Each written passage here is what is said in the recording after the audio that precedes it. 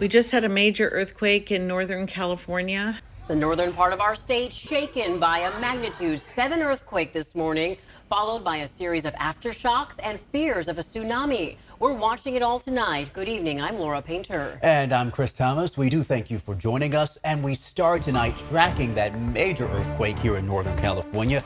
The magnitude 7.0 earthquake hit off the California coast at 10:44 this morning. It happened near Eureka, and it was felt in many parts of Northern California, including Sacramento and San Francisco. And take a look. This video shows some of the damage and effects across the state. Some families along the coast in California and Oregon were urged to evacuate inland due to the threat of a possible tsunami. That tsunami warning was eventually lifted. We've got team coverage tonight. Jeannie Nguyen on how the state's shake alert system worked, and Garshpal Sangha is at Cal OES headquarters. Meteorologist Carly Gomez has a closer look at what happened, but we start with ABC 10's Gabriel Porras in downtown Sacramento. And you actually spoke to folks who felt the shaking, right? That's right, and the experience really depends on who you ask. There were some people who were on the ground and didn't feel anything at all, myself included, but the one place where you really didn't want to be this morning was those upper floors of the downtown high-rises. And people were looking out the windows and the blinds are shaking, and then all of a sudden it felt like you were on the deck of a pitching ship. And I did not like it one bit.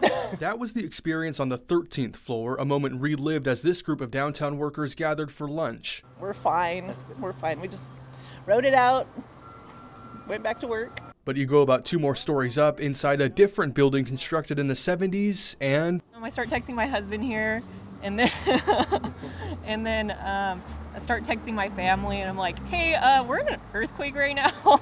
A few floors closer to the shaking ground, worker Steven Garcia felt safe, but many of his colleagues did not. All of us kind of stood up and we were like looking around at each other. Then we went to the window. Some people are like, I'm getting out of here, and just like left.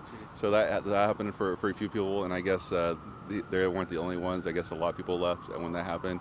Construction workers, though, evacuations were an order, not a choice. Hector Rodriguez says he was moving when the quake hit, so didn't feel it, but it sure did impact his job site. We all got the call and they told us to get out of here or back down, and this is our location where everybody gets accounted for. They're inspecting the elevators for cracks or anything, any other wells, broken. The sudden shaking stopping people in their tracks. I started to feel almost as if I was having vertigo. But at least in Sacramento, causing more discussions than damages.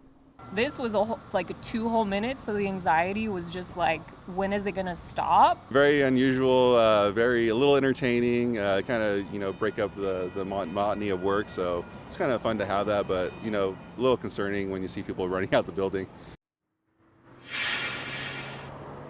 And Steven's statement there pretty much sums up the day for downtown. A lot of understandable concern at first, but then a lot of relief realizing that everyone appeared to be okay. Live in Sacramento tonight, Gabriel Porras, ABC 10. Yeah, good to hear they took this seriously, but also that they kept their spirits up too. Gabriel, thank you. And the ABC 10 Weather Impact team has been tracking this all day today. I want you to take a look at this backyard pool in Woodland. I want to say thank you so much to Angela Nixon for sharing this video. You see the water moving around during the earthquake.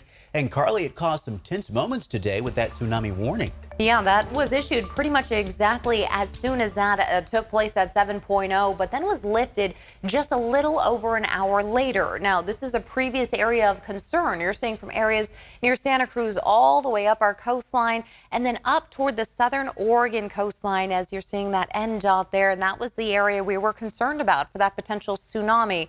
Now, what we looked at was that initial 7.0. After that, we saw 60 plus aftershocks ranging from 2.5 in magnitude to 4.7 magnitude earthquakes. Now, of course, that was the highest that we saw after the initial 7.0, but there have been a few more even as late as just an hour ago. So we're continuing to see a few of those, but a lot of that happens to be on the Mendocino fracture zone. It's not an uncommon place to see earthquakes off the coastline there. Very common, in fact, but a 7.0, that is a rattling magnitude there. And just above that is the Juan de Fuca plate. Now, there's a 3-point plate zone here where you have that one as well as the San Andreas Fault kind of meeting along the line there. And that's what's creating creating the Mendocino Triple Junction. Now, the three combined there is very active zones and something we don't like to see, especially when it comes to the potential for tsunamis. So, of course, that, was issued because of that potential to see something much bigger happening between the plates.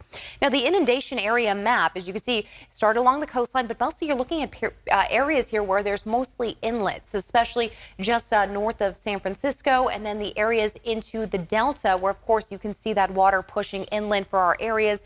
Anywhere there's a potential to push upstream or into the rivers inland is where we're seeing that warning. Now, did you feel it? A lot of people felt it from the coastline inland, and of course, we got that word that a lot of people in Sacramento did as well. So, of course, we're going to be tracking more of those aftershocks and what you can expect with your weather coming up. Carly, thank you.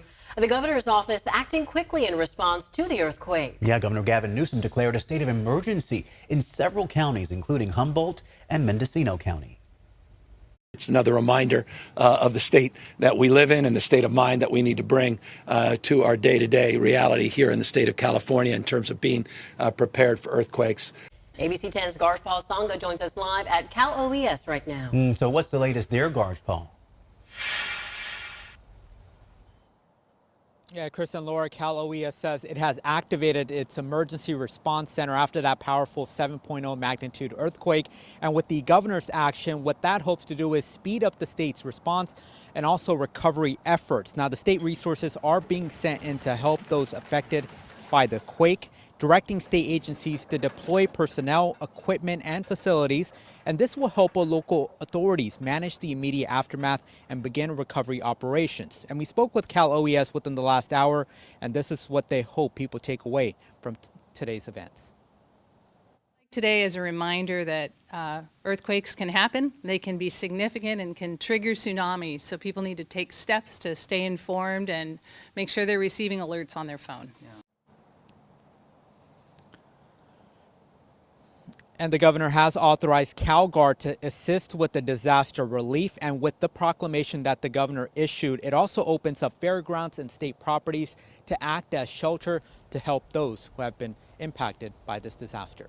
Reporting live from Cal OES headquarters in Mather, Garshpal Sangha, ABC 10. Sounds good, Garshpal. We thank you for that update. We want to show you photos now inside one general store in Shelter Cove. The store's owner says this was definitely one of the biggest earthquakes she has felt since she was a kid. Also saying every aisle, as you see, was wiped out.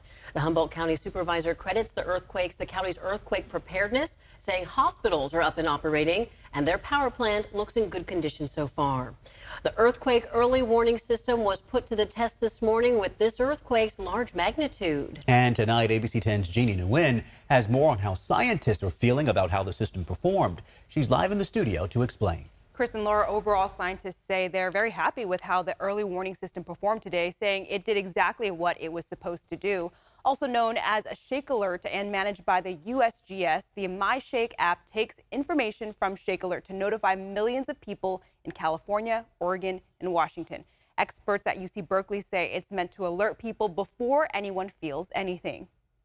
The earthquake early warning system was triggered for this earthquake. It did a great job. It worked exactly as it should have done. It estimated the maximum magnitude at magnitude 6.9, which is absolutely spot on as far as earthquake early warning is concerned.